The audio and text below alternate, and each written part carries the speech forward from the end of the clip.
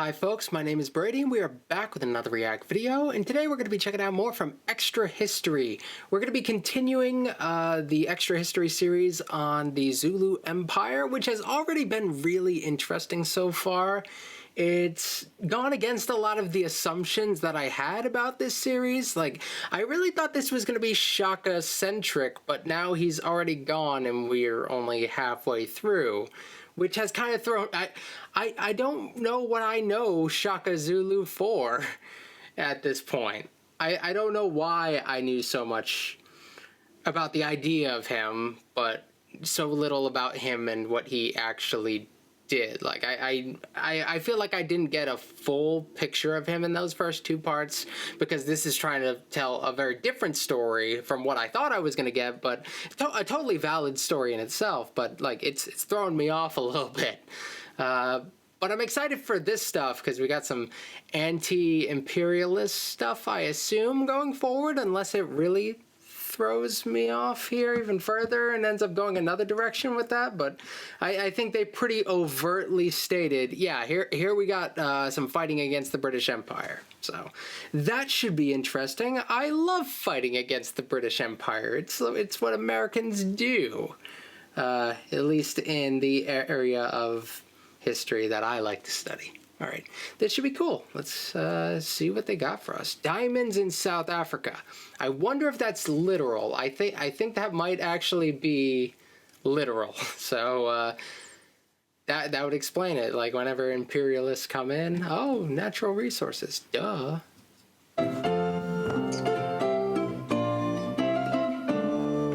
Last week, we saw the fall of Shaka. We saw Dingane meet his end at the hands of his half-brother, Mapande. And we saw the Zulu and the Dutch come to an uneasy truce when Mapande allied with them to overthrow his brother.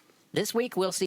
I'm going to have to actually learn Mapande's name now. I'm going to have to make sure I can remember that going forward, because, like, I only expected to really have to know one major name, and then we'd have some other figures that maybe come and go. But now I need to know Mapande's name.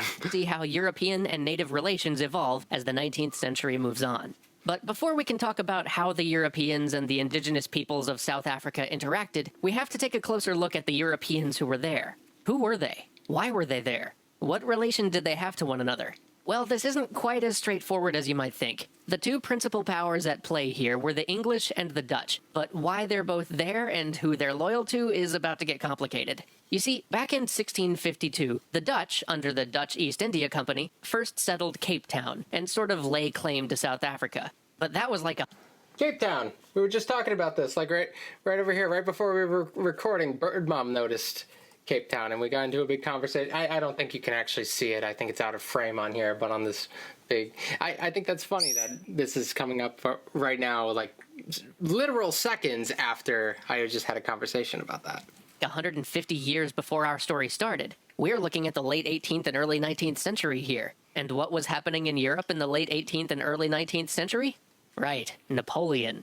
During the French Revolution, I wasn't even thinking he'd come into Dutch play. Republic, and the ruler of the Dutch Republic, the Prince of Orange, fled to Britain and asked them to take over his colonies so they wouldn't fall into the hands of the rampaging French. This left the Dutch in South Africa in a strange state of limbo. They were now ruled by the British, but were citizens of a nation which no longer existed, and might never come back for them. Many of the Dutch colonists chafed under British rule, and as the British began to expand their colonial efforts far more actively than the Dutch ever had, Dutch settlers began to move into the previously uncolonized interior of the country to escape British expansion. And in doing so... This is a common theme with British imperialism. The Dutch often get there first, and then the British come in. This is not an isolated incident. I find this very fascinating how the integrity of, like, Dutch statehood at this point is coming to play, because I wasn't even thinking about it that much, because like I said in the previous video that I did on this, it feels like this is happening longer ago than it actually did. And so I wasn't even thinking about all the conflict that would be going on in Europe right now and how that would impact what's going on in South Africa. They started to see themselves as independent, neither British nor Dutch, but rather as a part of their own South African nation, who I'm going to refer to as the Boers from now on, since that's how they referred to themselves. As they moved inland, the Boers began to set up. Hey, bird mom. Bird mom. Hey, bird mom. Bird mom. Hey. Hey, bird mom. Hey. What? Oh, I just wanted to let you know that Cape Town, that seems to be it's because of the Dutch. 'Cause the Dutch were there, and then they got moved inland. Like they're talking about it in the video that, like, you know how we just had that conversation. I just thought I'd let you know. You can go back to what you were doing. I'm going to return to the video. Sorry. No, no problem. Just letting you know. Their own republics on native territory, often Zulu territory. This created tension in the region that would eventually escalate to the extremity of violence. But for right now, European politics in South Africa really was a matter of the British wanting to limit the power and influence of the Boers, and the Boers wanting to assert their independence and ensure that the British didn't eventually assimilate all of South Africa. But the Boers were limited in number. They weren't exactly getting a large influx of immigrants from the country they'd declared independence from, and South Africa wasn't a primary British concern. So who did the Boers try to use as both pawns and proxies for their struggle? The local people, the Zulus. Okay, so back to the Zulus. Mapande is usually considered a weak king. I think this might be a little unfair, but he was certainly less warlike than his relatives. He negotiated a treaty defining borders with the British, and then gave additional lands to the Boers. But the British weren't just going to let the Boers expand, so this is where the British really started to encroach on Zulu sovereignty. They claimed that the land given to the Boers was in violation of the treaty the Zulus had made with them, and pressured Mapande into retaking the area. Thereafter, Mapande attempted to navigate the tightrope of keeping both the Boers and the British happy, but he knew he'd need a buffer between him and the Europeans. So this is like, it's like kind of anti-imperialistic in the sense that, like, we're trying to straddle the line and make sure that they don't try to assert their control more than they are comfortable with. They're just kind of trying to make it so that they satisfy these entities so that they can have their own little sovereignty. I follow.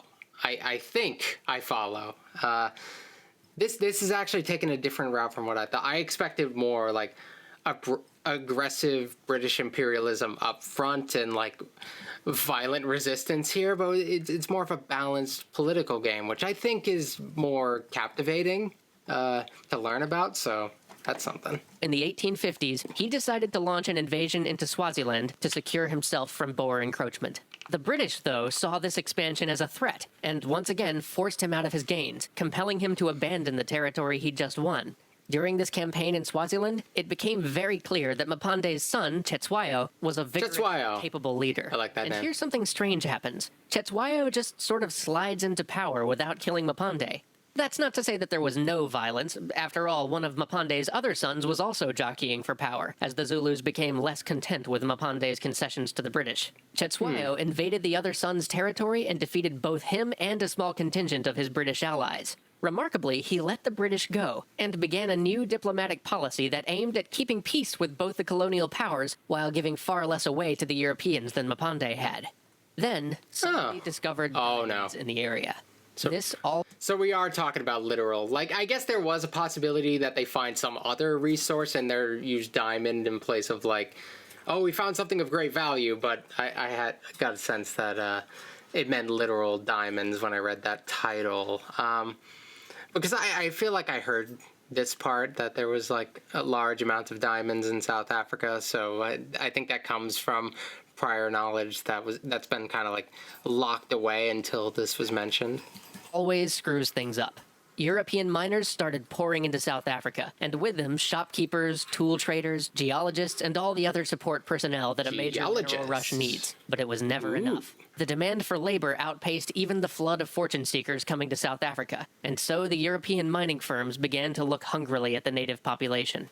For the most part, the Zulus and the surrounding tribes were content. Working a diamond mine is unpleasant. The Zulu already had all they needed with their farms and their cattle, and now with all these essentially unproductive Europeans flooding in, the Zulu could get a pretty good price for any surplus food they grew. This led mining conglomerates. Yeah, I guess since the value of diamonds is solely based on our faith in them having value, and these days on an arbitrary like inflation of its value, I suppose it wouldn't really matter that much that Europeans are taking diamonds. I assume it would be like a side effect of them taking diamonds would be them trying to assert more control over this land. Possibly even fighting each other. Like, I could see that being a bit of a risk going forward. Because, like, once everybody finds out there's diamonds, everybody wants diamonds. But so I'm curious if this is just going to be a British-Zulu conflict we're building into, or kind of a broader thing. There's a lot of possibilities for things to go wrong here. Conglomerates to offer guns for labor, and the British government to start taking more drastic steps toward expansion. The British wanted to secure any potential diamond mines they could, which meant pushing into native and Boer territory at an unheard-of rate. At the same time, the British also wanted to start consolidating their hold over South Africa in general, and to integrate the outlying tribes with the growing diamond economy. South Africa is, like, uniquely placed. Like, the British, they love having these little outposts everywhere. Like, their empire doesn't always seem to make sense, but, like, it really does, at its height, give them such a broad grasp on the planet. Like, having South Africa, that really gives them an outpost, like, almost as far away from home as possible. It's kind of in the same philosophy of having, like, the Falklands. It's the fact that it is so far away gives them a presence where they would not normally be able to have one, or it would be more costly to not have a presence there. It could be very important with trade or whatever, or if you're feeling violent and ambitious, other imperial ambitions that may or may not have been acted upon. It depends on where you're talking about. This basically meant destroying the traditional South African way of life and stepping on agreements made with the Boers. But the funny thing is, while the British government wanted to make all this happen, their local South African ruling government, especially in Cape Town, wanted nothing to do with it. Britain needed to bring them in line. Thus enters Henry Bartle Frere. Frere had once been an ardent civil servant for the British in India. He had done notable service during the Indian Rebellion and had risen to be governor of Bombay. He'd been noticed by the Conservative Secretary of State for the colonies, Lord Carnarvon, whose big project was to confederate many of the British colonies. Carnarvon had just successfully done so airplanes going overhead. And now he was dead set on doing the same with South Africa. Carnarvon had Frere appointed High Commissioner of South Africa, and promised that he would become the first Governor-General there, a position that almost certainly came with a peerage, if he could bring the entire area under British control and set up an effective government. Frere agreed, and began to assess what he would need to do in order to achieve this. Sweet His deal. solution was basically annex and suppress everybody, but he especially noted the need to break the power of the Zulus. The local political elite tried to warn him that with the recent British expansion, tensions were high, and any minor event might throw the whole region into war. But Frere was having none of that, and began looking for an opportunity to expand. His first chance came from a minor tribal skirmish between two outlying tribes. How minor? Well, it started as a bar fight. That didn't stop Frere from using the incident as cause to declare war on one of the tribes, against the vociferous objections of the local Cape Colony government.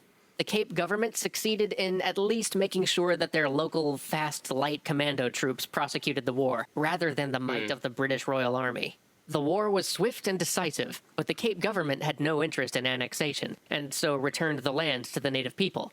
Frere, furious over this, basically used this act of insubordination to have them effectively removed from power, and have himself granted total governmental control over South Africa. Shortly after this, he enacted a law that demanded... You get a lot of free reign in situations like this. Like, during this time, kind of by necessity, leaders, like, in these, like, colonial projects often get a lot of free reign to act because they have to. They can't really just reach back to the motherland very frequently to ask permission for every little thing. So him being able to do that doesn't really surprise me all that much. That all native Africans had to give up their guns. Not Europeans, mind you, just the native Africans. Well, nobody was falling for that one. The native tribes were far smarter than Frere gave them credit for, and rose in revolt rather than give up their arms. This time, Frere unleashed the mighty British Imperial Army. But, being unfamiliar with the terrain, not accustomed to the weather, and burdened by their heavier armaments, the British Army couldn't even find the rebels, much less beat them. Finally, Freya called back in the local frontier commando troops of the Cape Colony government he'd just overthrown, and the commandos managed to engage and defeat some of the rebelling tribesmen. Oh, they caved into that? Land, it sent much of the rest of South Africa into a guerrilla war that would nearly bankrupt Cape Colony. But this wouldn't stop Bartle Freya. He saw the escalating conflict simply as an expedient. Now, the British government as a whole didn't actually want a war with the native peoples of South Africa, but Carnarvon, who had appointed Freya, was an opponent of the current government, and he did. If the tribes rose up, it made going to war with them and eventually annexing their land much simpler politically. And so, with that in mind, Freya finally went after the crown jewel of South Africa, Zululand.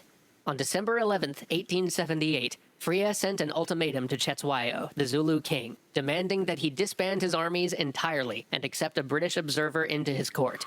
He gave Cetshwayo 1 month to comply. These demands were impossible. Needless to say, on January 11th, 1879, the British and the Zulu Empire were at war. Join us next time for the Anglo-Zulu War, the battle that raised the Zulu to an almost mythic status. Wait. And the final fates of both Cetshwayo and Bartle Freya. Wait, hold on.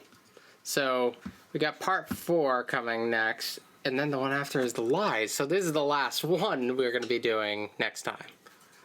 That's crazy, though. We like that the fact that we're just now getting into the more direct conflict, like right at the end. I'd imagine it must not have been a super long war if that was the case. I don't know exactly how it played out. There's so much about this. Like, I'm not going to go into this assuming I know anything, because it's already totally subverted anything that I thought I understood about it. Or at least shown me how narrow that scale really is. So yeah, I guess next time we're going to be doing part 4 of this series. I've got some work to get to, so I'm going to call it here instead of doubling up on it like I've been doing with a lot of my videos.